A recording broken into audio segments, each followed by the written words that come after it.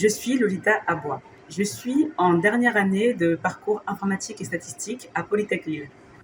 Je m'appelle Alizé Ménard et je suis étudiante ingénieure à Télécom Sud Paris. Je suis Julie Moreno.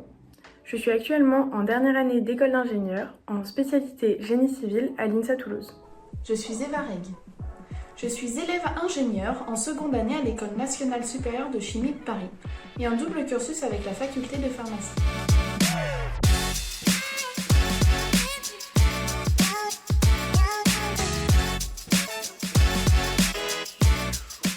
J'ai fait un bac économie et sociale suivi d'un DUT journalisme. Suite à cela, je me suis reconvertie en DUT statistique et j'ai rejoint Polytech Lille sur dossier en troisième année directement. Au lycée, j'aimais bien les maths et la physique, donc j'ai choisi une prépa MPSI Henri IV et ensuite j'ai choisi Télécom Sud Paris. Ça m'a pris un petit peu de temps de trouver ma voie exacte, mais aujourd'hui je sais que je veux faire de la data science pour la flexibilité énergétique. Donc ça veut dire utiliser des données pour aider les consommateurs et les producteurs d'électricité dans la transition énergétique. Après un bac scientifique, option sciences de l'ingénieur, j'ai fait une année de classe préparatoire PTSI, donc physique technique sciences de l'ingénieur.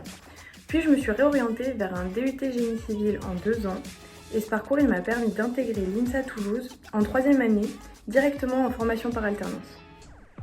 À la suite d'un bac scientifique en zone prioritaire d'enseignement, je me suis orientée vers des études de pharmacie à Paris. Celles-ci m'ont permis d'intégrer l'école d'ingénieur chimie Paris Tech dans le cadre d'un double cursus et à la suite de 2 années d'approfondissement en maths et en chimie fondamentale. J'avais prévu de m'arrêter après mon DUT statistique que j'avais entrepris pour me reconvertir en journalisme des données. Et en dernière année, j'apprends qu'il est possible de poursuivre en études d'ingénieur. Tout de suite, on me dit c'est pas pour toi parce que tu viens d'un monde littéraire. Et je ne connaissais pas le monde des écoles d'ingénieurs, je ne savais pas ce que c'était. Et à un moment, je me dis pourquoi pas moi?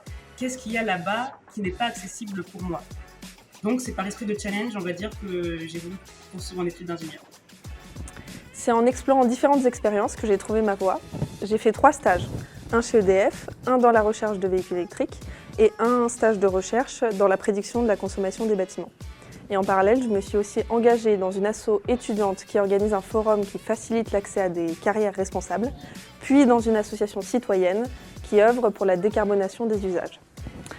Et donc tout ça m'a permis aujourd'hui de lancer un projet entrepreneurial qui a pour objectif d'aider les usines à décarboner l'électricité qu'elles consomment.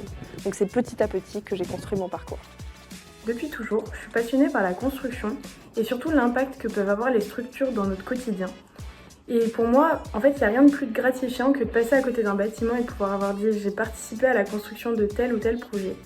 Pour moi, être ingénieur, c'était allier le côté technique, l'innovation et la gestion de projet. C'est ce qui m'anime aujourd'hui.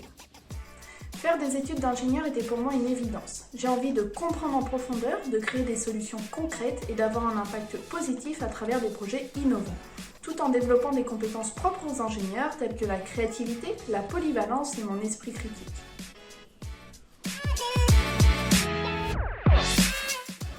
Dès ma première année d'école d'ingénieur, je me suis engagée en service civique au sein de l'association Women in Tech. J'y ai mis à contribution mes compétences journalistiques pour aider à vulgariser le monde des sciences et lutter contre les croyances limitantes à travers mon histoire personnelle.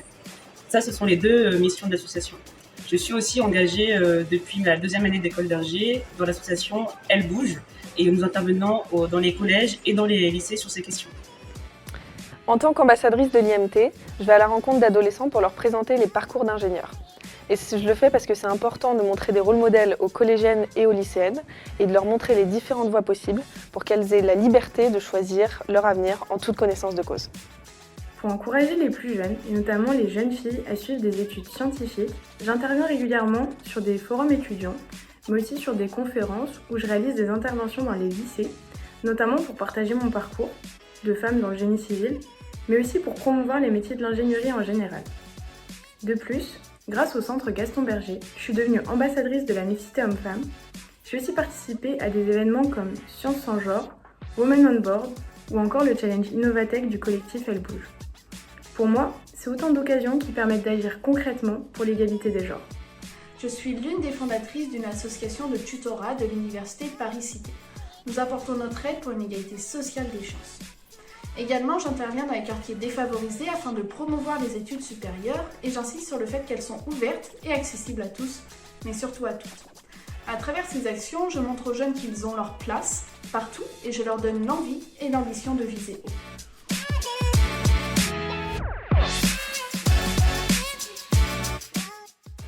Selon moi, il n'y a pas un problème de compétences ni de formation, mais plutôt de perception du métier d'ingénieur. En réalité, il se décline en plusieurs métiers et tout le monde devrait pouvoir s'y projeter. Donc le premier point que je dirais, c'est de mieux démystifier le métier. Et en deuxième point, de présenter plus régulièrement des modèles de réussite de femmes aux jeunes filles. On est en 2025, je pense qu'il est grand temps de normaliser la présence des femmes dans tous les domaines. Être ingénieur, c'est juste mon quotidien, notre quotidien. Rien de spécial, c'est juste normal. Pour moi, il est essentiel d'avoir des modèles visibles et accessibles. Aller dans les écoles, échanger avec les plus jeunes, leur montrer des parcours variés, pour moi c'est ce qui les aide à se projeter et à savoir ce qu'ils veulent faire plus tard. Il faut aussi sensibiliser les enseignants et les parents parce qu'en fait ils ont une grande influence dans leur choix d'orientation. Et pour moi la dernière étape c'est aussi d'aller en entreprise et de continuer à lutter contre les stéréotypes afin de valoriser la diversité de tous les profils. Aujourd'hui encore, trop de filles pensent que l'ingénierie n'est pas faite pour elles. Pourtant, l'innovation a besoin de toutes les intelligences et de toutes les visions. Lutter contre les préjugés, c'est montrer que chaque parcours compte. Plus les femmes ingénieurs parleront et plus les jeunes filles oseront. Ensemble, ouvrons la voie aux femmes ingénieurs.